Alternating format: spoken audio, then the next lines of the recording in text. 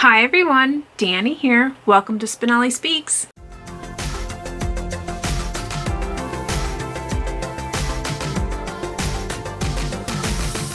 Okay, we are ready to talk about The Tower.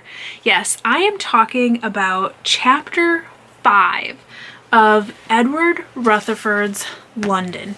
If you follow my channel, you know I am doing a reread of this book and I'm going through each chapter and doing these chapter summaries for you here on my YouTube channel.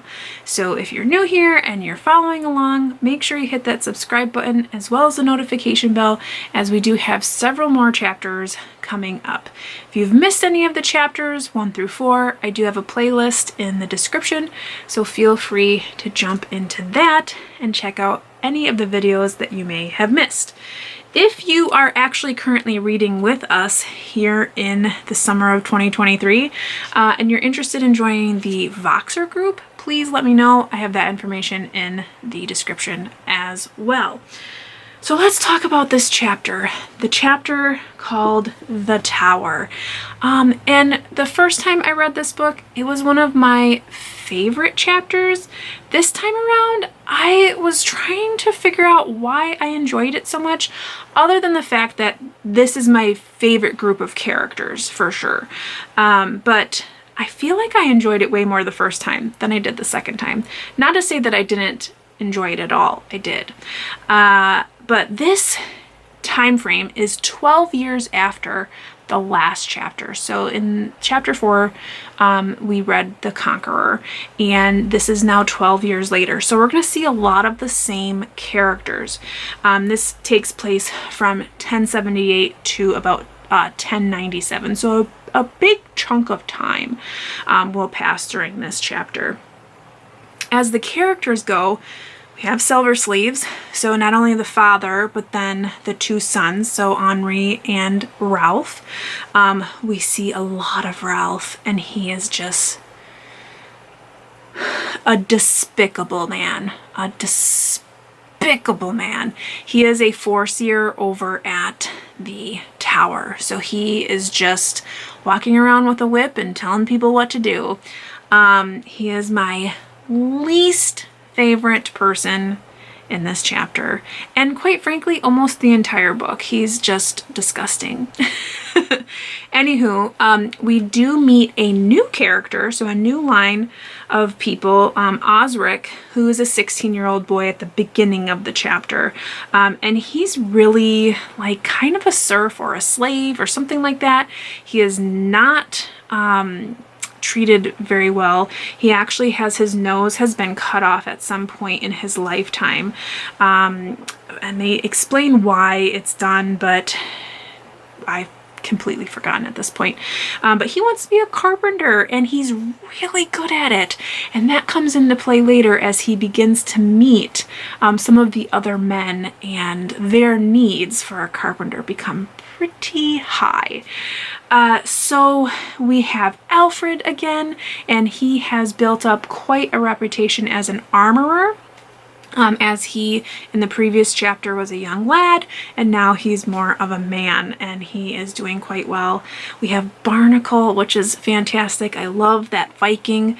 And then we also have Hilda, who has married Henri, and she is also kind of Barnacle's lover in a sense, but not physically throughout most of the chapter, if that makes any sense. But anywho, we have a lot going on, and the biggest thing happening is the construction of the Tower of London. Now, if you are familiar with the Tower of London, it is a huge fortress. At the time, it was the tallest building in London, which is not the case anymore. It sits right on the Thames, and it was a stronghold. So we have a lot of arms there. We hold the king there. We hold prisoners there. They do torture there. All of these different things. I've been to the Tower of London twice now. If I have any pictures that I find, I'll kind of sprinkle them in so that you can kind of see maybe what I'm talking about. But a fascinating a fascinating building. It's amazing. If anyone has seen Muppets Most Wanted, they're there for a little bit. Very not much what it looks like inside, but it's fine. But we have all of these things happening. So we have Ralph really roughing up Osric, and then we have this secret mission with Barnacle and Alfred, and they are creating arms because they want to revolt against the current king. And Ralph is trying to figure it out. He's trying to get under them, and he's trying to get them arrested and all these things, but he's just not that smart. He is just not that smart. His brother, however, Henri, is incredibly smart. And by the end of the chapter, you find out just how smart he is and just how slow of a game he has been playing. And even though I do not like Silver Sleeves, like the people in general, I do have to say, you're almost in awe of what Henri was capable of completing by the end of the chapter, because it just comes out of nowhere, and you're just like, what? He did what? And what? He did that? Incredible. So, I mean, pat yourself on the back, Henri. Okay, whatever. Another very important thing that happens in this chapter is it's decided that there's going to be something called a Doomsday survey. And this is completed in 1085. And what it is it's basically taking like a survey, a census of everything and everyone in the land. Every man is counted, all land is measured, and they're basically seeing who is a citizen and who is not. And Alfred, who had come down from the hill, had been always paying his dues and whatnot because he was a citizen. And he has a brother who's living on the hill, and as the people who come and are counting, it gets very confused and very muddled because his brother basically has sold his own citizenship to keep land, so he's kind of a serf. So the confusion is Alfred also a serf? And it's a very confusing situation, and ultimately it gets written down as villainous, which, and I'll put the word here, which actually translate to nameless mistake. And anytime in Rutherfurd's writing you see didn't seem important at the time, let's just say it's going to be extremely important. So all in all, we see a lot of different things happening with all of the different characters and how they're intertwining and how their political interests are really pushing them forward in certain ways with certain allegiances. I think for me, it was interesting to see how women were viewed, because we start to see them being viewed a little bit more romantically. For instance, with Hilda, as well as with who later becomes Osric's wife. Her name is Dorcas. She is seen as kind of a little bit more romantically and almost as an equal in that particular relationship. So that was kind of nice to see.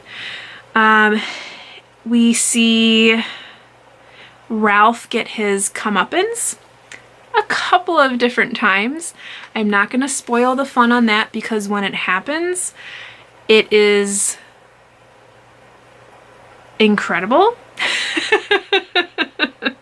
I also really found the building of the tower very interesting, and I think that is maybe why I enjoyed it so much the first time, is because I physically have been there. So to have a kind of description of certain rooms being laid out, and tunnels being dug and stuff, and having actually been there, it was interesting to read. So I did like that. And I did also, as much as I don't like a Silver Sleeves, the ending of the chapter, how it was wrapped up in the craziest of bows, that was phenomenal. So yeah, so that's basically the gist of that chapter. A lot of political play, a lot of undertones of what's happening, conspiracies, that kind of thing, and just overall building of a monumental fortress, so to speak. So like I said, hopefully I was able to put some pictures in here of when I was physically there, and perhaps in the comments you can let me know if you've ever been to the Tower of London. It is a sight to see. If you ever are in London and you have some time, it is, I believe, 30 or 40 pounds to get in, but it is well worth it. Let me tell you, well worth it. Like I said, I've been there twice. You can't see it all unless you really stay all day, but it's amazing. You get to see where Anne Boleyn is beheaded. Definitely take the tours with the Beefeaters. They are so educated regarding the history there, and they're phenomenal tours, so definitely do that. But like I said, in the comments, let me know if you've ever been there. I'd love to hear if you have any interesting stories of that. Let me know how you're doing on the reading, if you're reading along, if you find these summaries useful, and we will see you in chapter 6. So until then, I hope you are reading something fantastic, maybe even a Rutherfurd book, taking care, staying safe, and as always, you know how it goes. Happy reading. Bye.